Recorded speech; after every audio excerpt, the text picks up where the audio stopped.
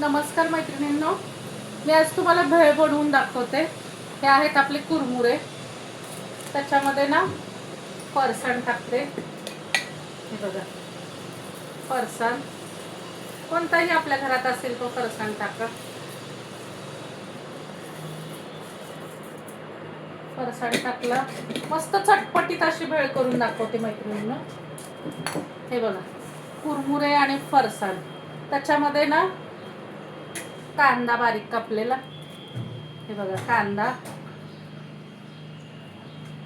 कांदा कापलेला टाकलाय।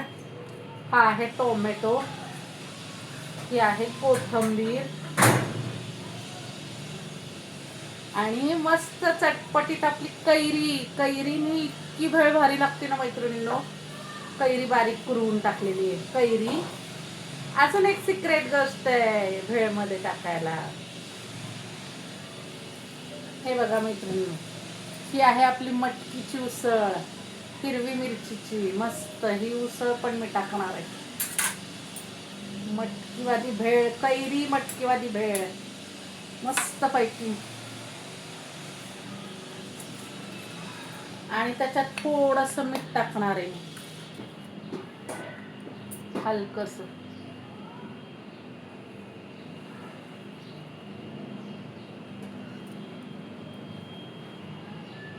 मीठ आणि इतकी भारी लागते मैत्रिणींना ही भेळ। कैरी, मटकी, फरसाण, कुरमुरे, कांदा, टॅमॅटो, लय भारी लागते ही भेळ। आणि हे ना लिंबू पिळणारे मस्त पैकी बघा मैत्रिणी। अशी चटपटीत आपली भेळ झाली ना, खूप छान। तर बघा मैत्रिणींनो, माझी भेळ आवडली तर या खायला भेळ सगळ्यांनी। आणि नक्की मैत्रिणींनो माझ्या पद्धतीत भेळ करून बघा। व्हिडिओ आवडला ह्या भेळचा तर लाईक करा, पहिल्यांदा बघत असला तर सबस्क्राईब करा।